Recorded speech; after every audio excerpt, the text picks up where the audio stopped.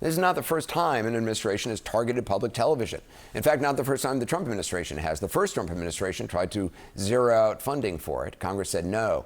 It survived in part because public broadcasting throughout those decades has been able to convince lawmakers of all stripes that Americans would be missing something without it. And that's true.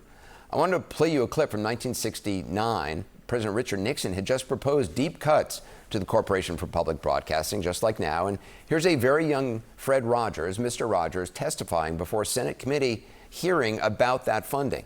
$20 million at the time was the funding, or about $180 million now. He's talking to Senator John Pastor of Rhode Island. This is what I give. I give an expression of care every day to each child to help him realize that he is unique. I end the program by saying, you've made this day a special day by just your being you. There's no person in the whole world like you, and I like you just the way you are. Do you narrate it? I'm the host, yes, and I do all the puppets, and I write all the music, and I write all the script. Well, I'm supposed to be a pretty tough guy, and this is the first time I've had goosebumps for the last 2 days. Well, I'm grateful not only for your goosebumps, but for your interest in our kind of communication.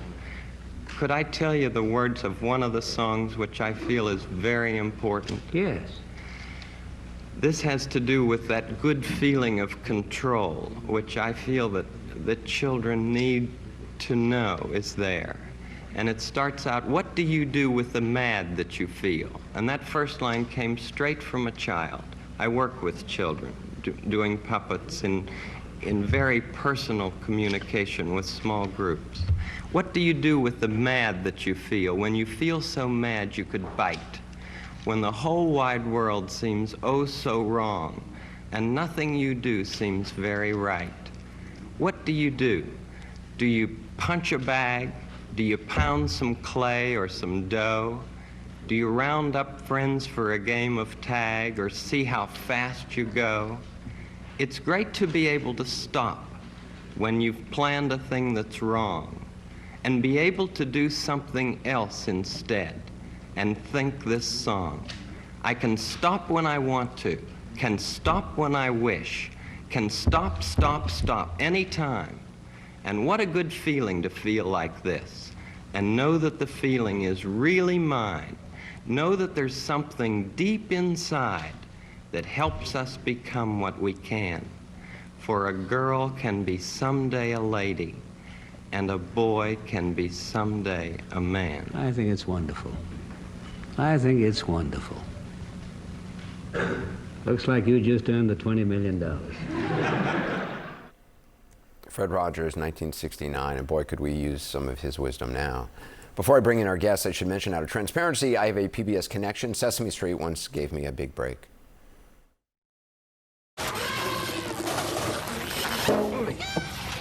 This is Anderson Cooper in for Oscar the Grouch, who's on assignment at the dump. I'm here with two legendary Grouch newscasters, Dan Rather Not and Walter Cranky, to discuss today's letter in the news, the letter G. Say hello, Dan Rather Not. I'd rather not.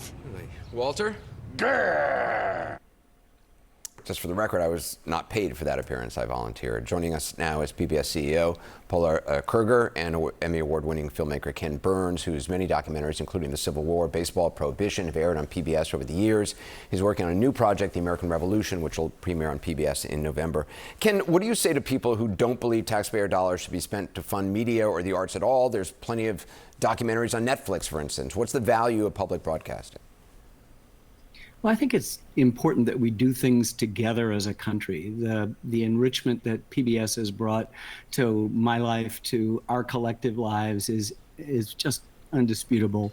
I think PBS is part of the pursuit of happiness machine. They're part of what makes the country what it is. Like the national parks, we subtitled our series on the national parks America's Best Idea. This is the Declaration of Independence applied to broadcasting. I couldn't have made, Anderson, any of the films I've made, nearly 40 films over the course of the last 45 years, any other place but PBS. And it's not because I couldn't go raise the money to do it elsewhere. I could, with the kind of reputation that I've develop. It's just that they wouldn't give me the time to be able to explore these subjects. The footage you're showing now on the American Revolution, we spent more than 9 years working on it. By the time we broadcast it, it will be 1 month short of 10 years. You don't get that kind of space anywhere else but public broadcasting. And it's just one of our crown jewels, like higher education that you mentioned at the beginning, like our national parks. This is who we are. It puts the us in the U.S.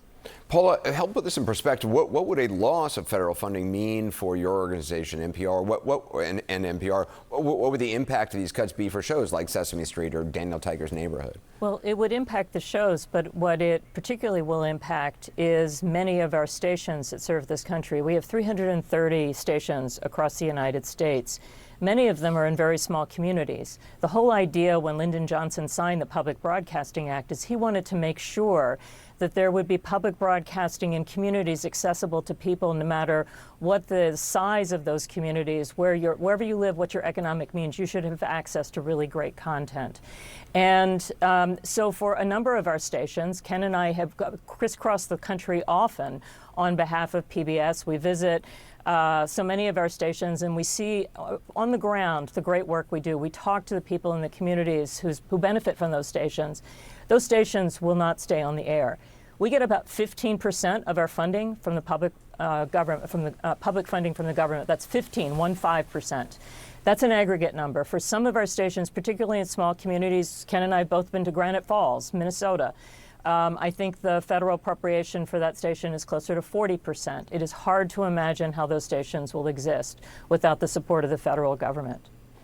Ken, I mentioned this executive order restoring truth and sanity to American history, and in it, it says that the president basically is attacking anything that doesn't, quote, remind Americans of our extraordinary heritage, consistent progress toward becoming a more perfect union, and unmatched record of advancing liberty, prosperity, and human flourishing.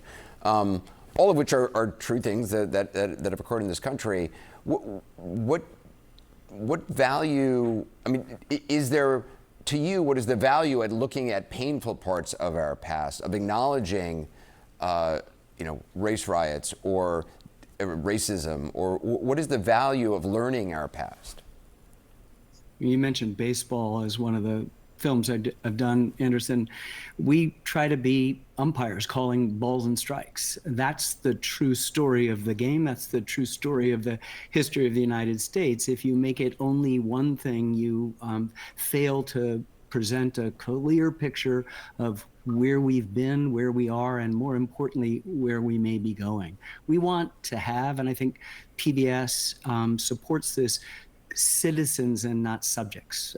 This revolution is the story of something new under the sun. The Bible said there's nothing new under the sun. Something new under the sun came about in 1776, and that was the creation of the United States. And for the first time, people were citizens, not subjects. They were able to explore questions of individual liberty. Our founders thought that by being virtuous, we would earn the right of citizenship, which was the highest office in a way in the land. And that virtue comes from lifelong learning.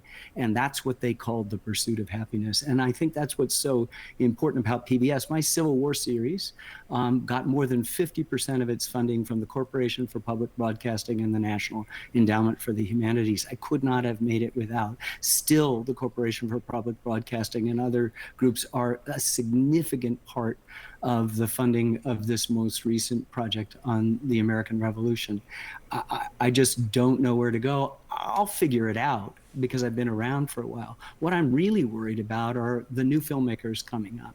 Where are they going to get it? Just as Paula has to be concerned about all of the stations there, many of them in rural communities that really depend not just on our children's programming, not just on the extraordinary prime time, but on continuing education, classrooms of the air, crop reports, weather, homeland security things.